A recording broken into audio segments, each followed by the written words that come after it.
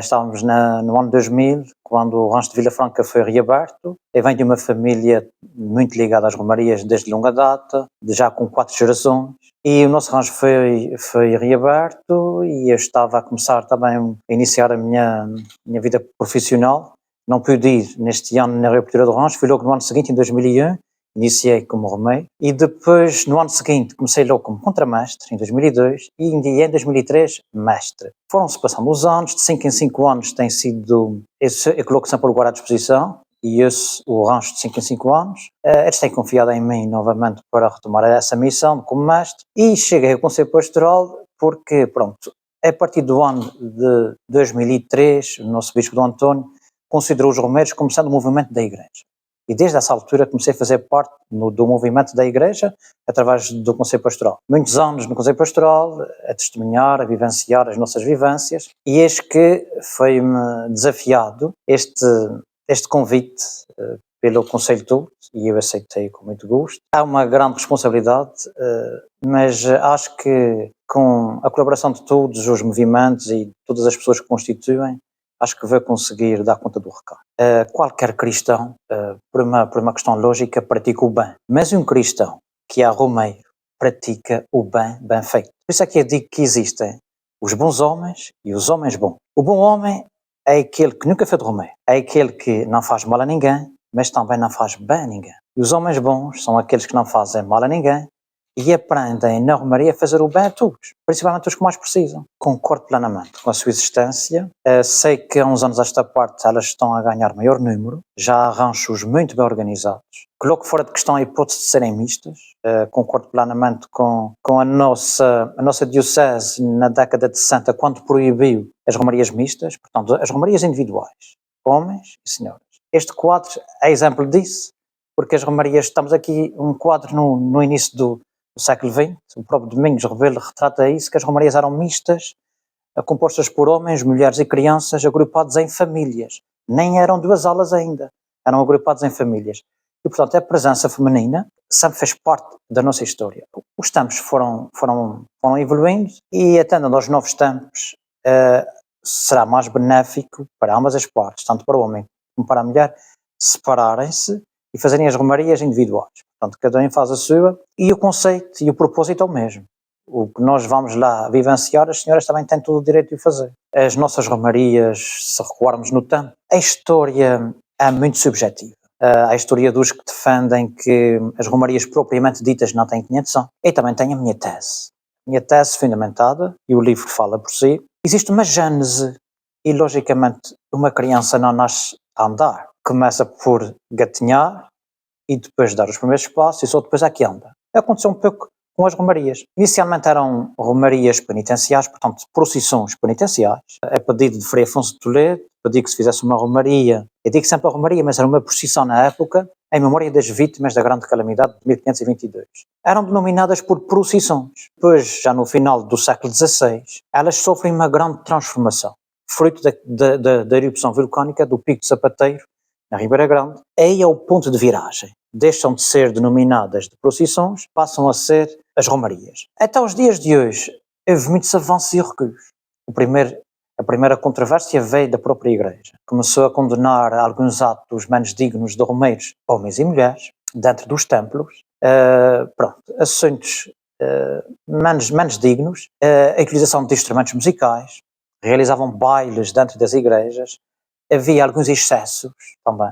Daí que a Igreja começou a condenar isso. Há 2 relatos, e estão escritos no livro do Tombo, quer da Igreja de São Miguel Arcanjo, quer da Igreja de São Pedro do Norte Estim, a relatar exatamente isso. Mais tarde, o Poder Civil começa a proibir. A grande proibição, mais conhecida por todos, é o governador Félix de Medeiros, que proibiu os romeiros de passarem por Ponta da Algada por serem consideradas pessoas tumultuosas. Por isso é que os romeiros, quando começaram a iniciar uma nova passagem por Ponta da Algada, cobriam a cabeça, para não serem reconhecidos nem escarnecidos. Até os dias de hoje, a importância desse livro em inglês, sim, tem muita importância, porque quer queiramos, quer não, já temos 3 ou 4 gerações emigradas, e há que fazer chegar essa tradição, tanto quanto pude ver no Canadá e nos Estados Unidos, está muito bem enraizada. A ideia foi perpetuar a nossa história para as gerações futuras, de modo que eles saibam e percebam a nossa evolução ao longo destes 500 anos. Bem, o Carlos é um simples cristão que cresceu no seio de uma família humilde,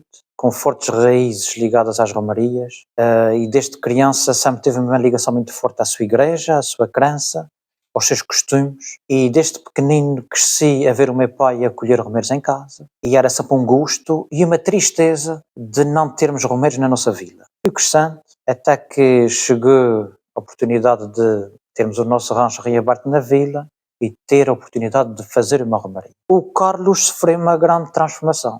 Eu considero que passei a ser um homem bom só depois de que fui na romaria. Antes era um bom homem.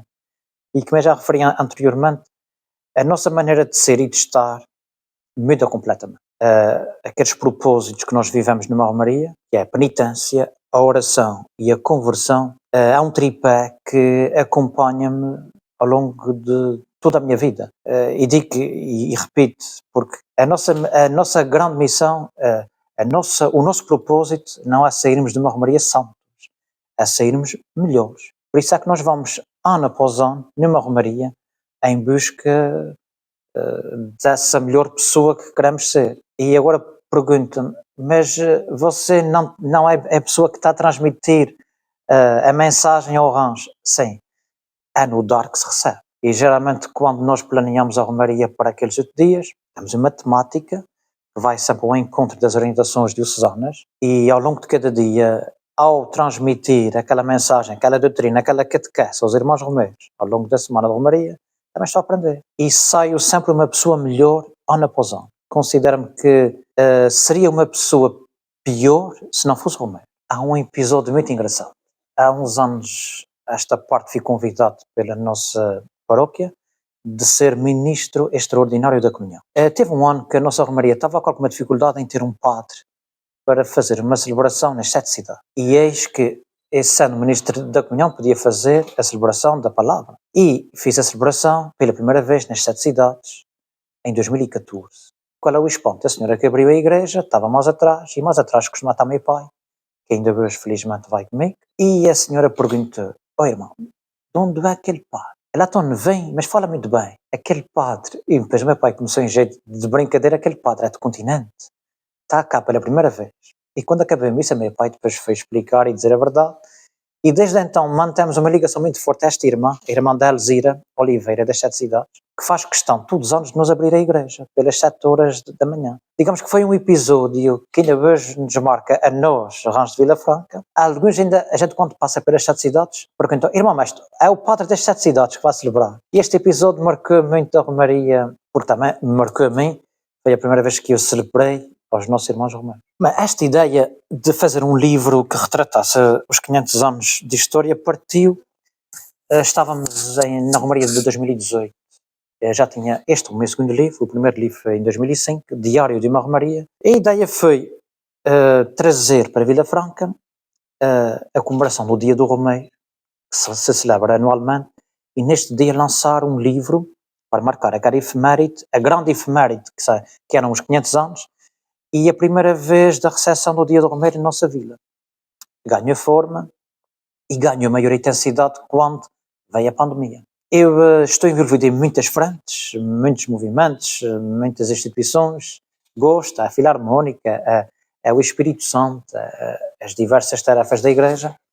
Logicamente com a pandemia fica tudo suspenso. E então ganhou forças a ideia e eu comecei, não me esqueço, no dia 14 de março, a escrever este livro, 14 de março de 2020, e apenas terminei a 14 de setembro de 2022.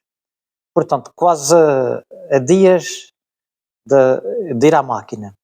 E pude constatar que muito se tem escrito e há muitos bons documentos, livros e bons documentos sobre as romarias. No entanto, estão muito dispersos. E a missão foi juntar o mais importante de cada um num único livro, de modo que as pessoas percebam de forma simples, cronológica, numa linguagem simples também, porque quer queiramos, quer não, a esmagadora maioria dos romeiros são pessoas simples, são pessoas com pouca escolaridade. E o livro está pensado para quem gosta de ler e quem não gosta de ler. O livro tem muitas imagens. Há pessoas que não gostam e não sabem ler. E se pegarem no livro, quando começarem a folhear o livro, vão ver que a própria imagem espelha bem o que é que eu estou ali a transcrever. E há aqui um quarto capítulo que é praticamente o roteiro todo de uma romaria. Logicamente que varia de rancho para rancho, mas qualquer pessoa que pegue neste livro consegue saber a distância horária entre igrejas, por exemplo, entre localidades, porque o livro tem aqui o itinerário completo e a respectiva hora.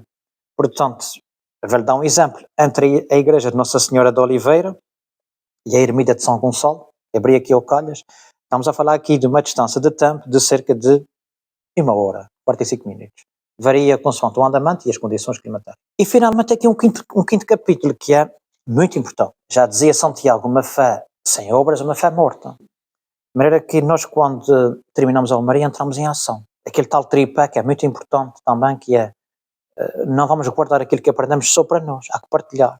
Nós temos um grupo paroquial de Romeiros, nós entregamos um calendário de atividades e ao longo do ano nós mantemos sempre a nossa atividade, sempre. Temos um grupo coral que consegue congregar cerca de 35 homens todas as missas. Tem um cariz social, tem um cariz também de partilha. E pronto, o livro está aí, convido a todos a conhecer o livro, porque é um livro simples, mas muito rico de história e de fé e de testemunho.